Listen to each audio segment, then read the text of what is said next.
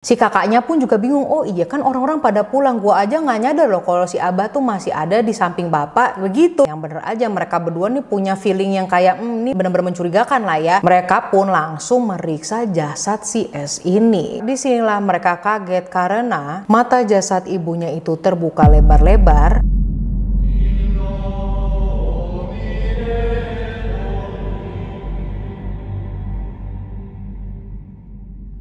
Hey guys, Vigits, apa kabar? How are you hari ini? Welcome back to Paranormal. In today's video kalian lihat di judul dan di thumbnail, jadi kalian udah tahu ya ini ujungnya kemana ini kasus. Dan kalau kalian nyadar, sekian banyak kasus Indonesia yang udah gue bawain, kenapa selalu nggak jauh-jauh dari perdukunan sama ilmu hitam? Ya gue tahu sih suami gue itu adalah dukun terkemuka. Kalau kalian nggak tahu cek aja di Google, namanya itu Nanami Kento. Itu dukun terkemuka dari Denmark, terus dia pindah ke Jepang. Tenggar uang dari perdukunannya itu gue bikin studio di sini, udah halu gue itu udah kemana-mana, jadi gue lanjut aja. Oke, yes, ilmu hitam dan dukun lagi. Dan tempat kejadiannya itu pasti di desa atau daerah-daerahan yang jauh lah dari jangkauan kota. Emang yang namanya fenomena perdukunan atau jampe-jampean ini tuh masih banyak terjadi di pedesaan-pedesaan Indonesia. Mungkin karena mereka juga kurang melek sama teknologi yang baru, terus masih terpaku sama culture atau budaya-budaya nenek moyang kita, ya kan. Kita kan nggak tahu nenek moyang kita, siapa tahu misalnya pipis dulu di tehnya biar kakek lu jadi jatuh cinta. Gue bukannya seuzon. Mungkin aja memang manjur, makanya sampai sekarang praktek tentang jampe-jampe masih dilakukan. Nah, kita kali ini lagi-lagi bakal ngebahas kasus Indonesia, tapi tenang, kalau kasus ini tuh nggak ngelibatin mayat yang dikubur dengan cara yang aneh-aneh atau pembunuhan sadis di luar nalar. Walaupun begitu, gue berani jamin pasti kalian tetap bakal intrigued lah, tertarik sama kasus ini, dikarenakan ini tuh jatuhnya lebih ke psychological horror daripada thriller, dan ciri khasnya kasus-kasus Indonesia banget ya, ilmu hitam. Let's just get into it daripada intronya kepanjangan. So here's Paranormal, dukun kelopak mata.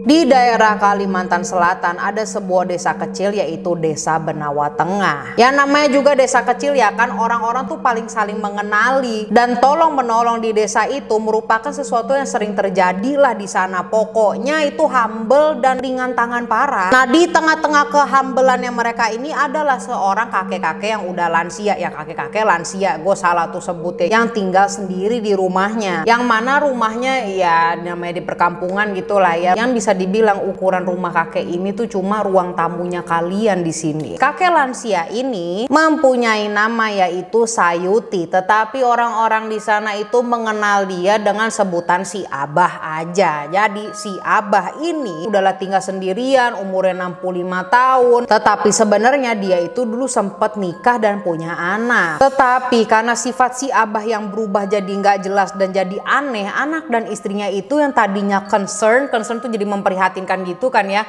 tapi kok seiring berjalannya waktu menjadi takut gitu loh, mereka berdua kayak nggak nyaman gitu loh tinggal sama bapaknya sendiri ini. Dan menurut pengakuan si istrinya, si Abah yang awalnya perhatian dan penyayang ini lama-lama berubah menjadi laki-laki pendiam dan misterius dan suka yang namanya melakukan gerak-gerik yang aneh. Mereka udah mencoba untuk menolong dan mencari tahu ada apa dengan si Abah, tetapi tetap gak berhasil. Malah ujung-ujungnya istri dan anaknya cabutlah dari rumah, dan pas lagi mereka cabut itu si Abah juga cuma ngeliatin doang, nggak ada yang namanya berusaha untuk nahan mereka, nanya mereka mau kemana, nggak ada, ya udah kayak diem aja gitu ngeliatin. Thus dari situlah si Abah tinggal sendirian. Nah, walaupun kejadiannya seperti itu, keluarganya si Abah ini, sang istri dan anak itu masih prihatin lah sama si Abah dan masih suka tuh yang namanya mengirimkan makanan minuman hampir setiap hari buat si Abah, dan keluarganya juga minta tolong lah sama warga-warga sekitar untuk keep an eye, maksudnya adalah terus mantau si Abah supaya kalau terjadi ada apa-apa gitu para warga bisa langsung menghubungi mereka. Nah, with all that being said, walaupun tadi si istri dan anak bilang bahwa Abah itu menjadi seorang pendiam, misterius dan aneh, ternyata dia masih dikenal baik lah sama warga-warga sekitar, karena kalau keluarganya lagi gak ngirimin makanan pada hari itu, si Abah ini tuh mau yang namanya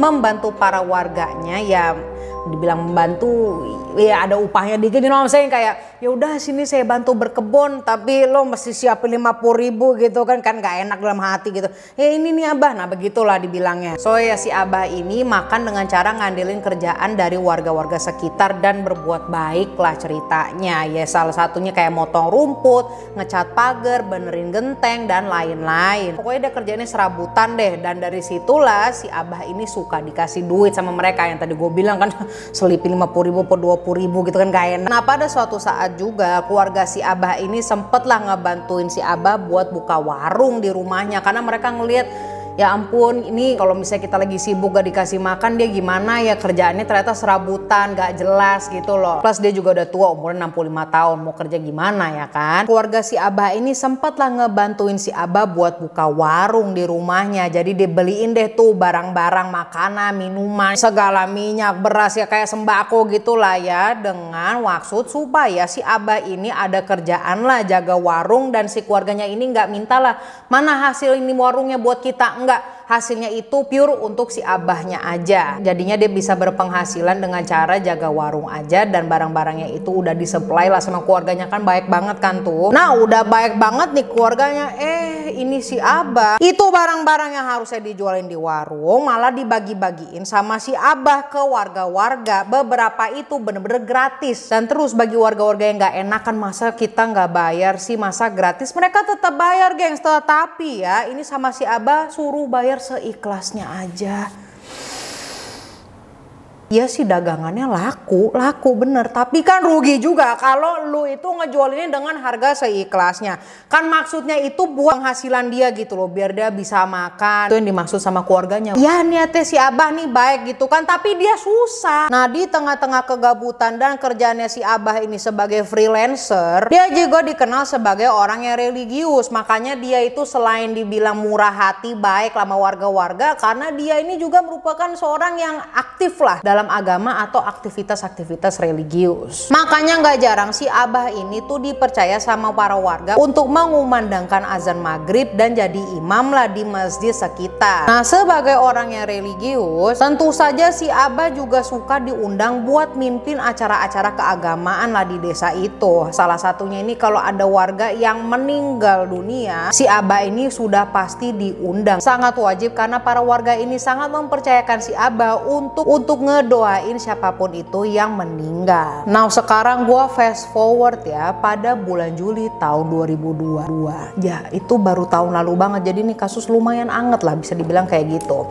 Ada info nih kalau ada warga di sekitar itu sedang meninggal, yang meninggal. Nah otomatis yang tadi gue bilang si abah ini langsung diundang lah untuk mendoakan si yang meninggal dan untuk membantu-bantu keluarga yang sedang kehilangan. Nah pada saat itu yang meninggal inisialnya gue kasih S. Setelah dapat kabar ini si abah langsung lah buru-buru keluar dan on the way ke rumah keluarganya si S. Sesampainya di sana si abah langsung disambut dan ngucapin rasa turut berduka lah ke keluarganya S ini. Singkat cerita setelah para tamu mulai rame dan si abah juga udah dipanggil, si abah pun langsung lah masuk ke kamar yang ada jenazahnya dan langsung mendoakan sembari duduk di samping jasadnya S. Ya udahlah mereka pada sesi doa, dan selesai berdoa para warga pun mulai deh satu persatu keluar, bubar, dan akhirnya jadi sepi deh tuh ruangan. Hingga yang tadinya dari sepi menjadi si abah doang dan mayatnya si S. Lo bingung kan kok si abah masih di dalam dan masih duduk di posisi yang sama? Setelah dilihat situasi, kondisi, toleransi, pandangan, dan jangkauan udah aman, si abah ini mulai beraksi. Nah lu bingung beraksi ngapain Mar? Kan itu kalau dia mau ngebunuh atau ngapain udah meninggal lah. Berani-beraninya si abah ini ngebuka lah kain yang nutupin jasadnya si S, dan dengan perlahan si abah ini dia menyayat alis mata dan seluruh kulit kelopak matanya si jasad.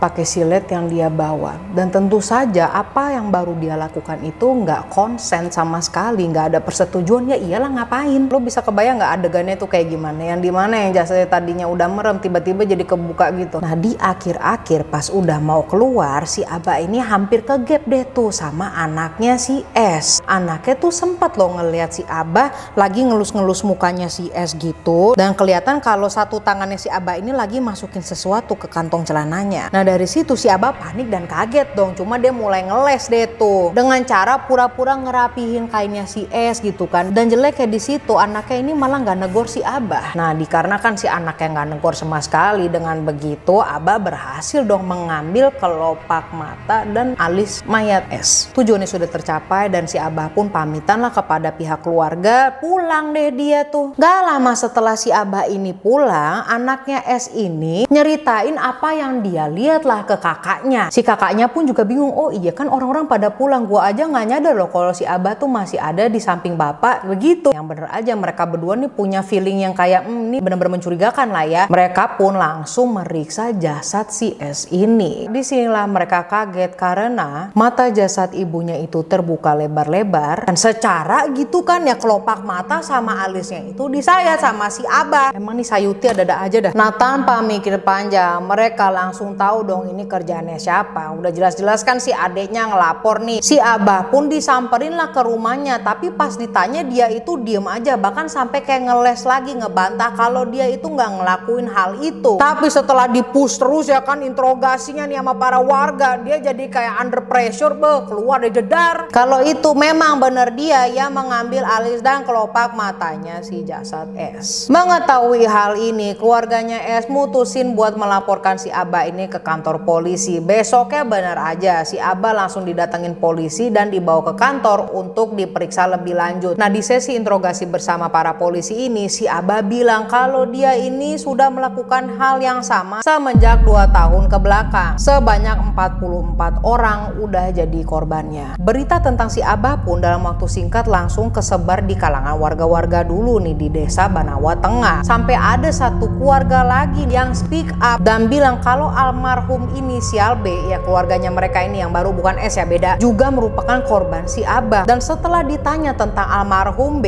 si Abah mengakui iya itu salah satu korban saya. Awalnya keluarganya B itu menganggap kalau apa yang terjadi sama mata dan alisnya si B itu adalah hidayah atau sesuatu yang lebih ke paranormal. Tetapi kok ini malah terlalu kayak kerjaannya manusia. Mereka itu punya perasaan yang lebih nggak enak. Ternyata bener aja setelah ada kabarnya si Abah ini yang merupakan kakek penyayat alis mata dan kelopak mata para mayat, mereka langsung oh ini nih connecting the dots, oh dia. Nah gue lanjut lagi nih dari pengakuannya si Abah, dia bilang kalau dia itu memang sudah biasa lah pura-pura ngelayat warga, ngedoain lah itu orang yang meninggal dengan maksud untuk mengambil alis dan seluruh kulit kelopak matanya para si jasad itu. Tetapi sampai situ aja dia sih ngakunya nggak pernah tuh yang namanya sejauh ngegali ke kuburan orang cuma buat ngambil alis dan kelopak mata, karena terlalu besar juga mungkin resikonya. Jadi dia nggak berani deh sampai crossing the line ngengais apa sih bahasa Indonesianya untuk menggali lagi kuburan mayat yang sudah dikubur gitu. Tapi ya tetap aja sih ya, yang namanya mayat masih baru, masih didoain, keluarganya juga masih pada berduka cita, kok malah dimain-mainin. Mau gimana pun caranya itu tetap salah. Selama dia diinterogasi sama para polisi, beberapa polisi itu melakukan penggeledahan rumahnya si Abah ini, dan polisi menemukan total sebanyak 88 kulit kelopak mata yang disimpan di dalam kresek, dan ada juga beberapa yang udah ada di bungkus timah rokok.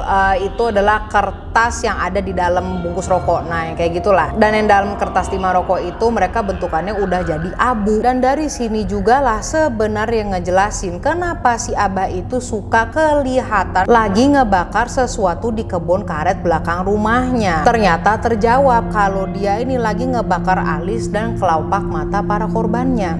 So yes, tadi gue lupa yang nge-mention kalau misalnya si Abah ini punya hobi ngebakar-bakar sesuatu di belakang rumahnya itu. Thus warga-warga itu seringlah membicarakan tentang Sayuti ini karena terlalu frekuen ngebakar sesuatu di rumahnya, polusi udara lah. Nah ini kan yang jadi pertanyaan kalian semua dari tadi adalah, buat apa sih nih si Mbah ngumpulin alis dan kelopak mata orang-orang? Dari pengakuannya, si Abah ini melakukan semua hal itu karena dia percaya dengan begitu dia bakal mendapatkan kekebalan tubuh.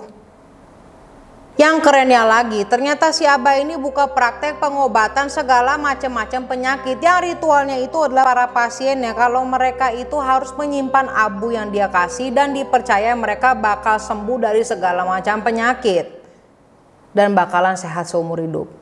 Orang mah kalau mau sehat ya olahraga sama makanan-makanan yang bergizi, bukan nyimpan kelopak mata mayat. Gue nggak tahu lagi ada konsepnya dari mana lah. Gue nggak ngerti dia dibisikin setan atau emang nenek moyangnya. Nah pernah juga kan gue ngebawain kasus yang motifnya sama dan bisa nolongin orang banyak ya, dukun AS atau dukun siapa gitu. Lu lihat sendiri deh, pokoknya lu lihat Sasha Marisa dukun. Nah gue baik lagi, si Abah akhirnya kena pasal pencurian dan divonis selama 7 tahun di penjara. Keluarganya si S ini nggak nyimpen dendam atau kesel sama si Abah. Mereka berharap bahwa si Abah ini mau tobat dan dihukum seadilnya. Dan para warga di desa itu berharap bahwa kakek Sayuti atau si Abah ini lepas dari kepercayaannya yang sesat itu. In conclusion, dia nggak ngebunuh siapa-siapa. Nggak tahu ya, tetapi apa yang dia lakukan nggak menghormati banget ke keluarganya, tetapi malah buat egonya dia sendiri dan mempunyai kepercayaan bahwa dia akan sehat dan hidupnya kekal. Gue bingung orang-orang dukun itu ya dibisikin siapa sih? Ya gue tahu ya dibisikin setan, lamar setan mana? Kayaknya ngide banget gitu loh. Mana ada setan bilang lo ambil kelopak matanya lo bakal hidup sehat terus sampai lo umur 100 tahun. Setan mana ngomong begitu? Gue nggak ngerti dan gue juga nggak mau tahu sih. Tuh yang datang lagi amit-amit, oi. Yeah, God, please protect the studio. So I guess that is it, yo. Thank you so much for today's video. Don't forget to like, subscribe, Sasha Experience, and I will see you when I see you. Goodbye, and I love you guys.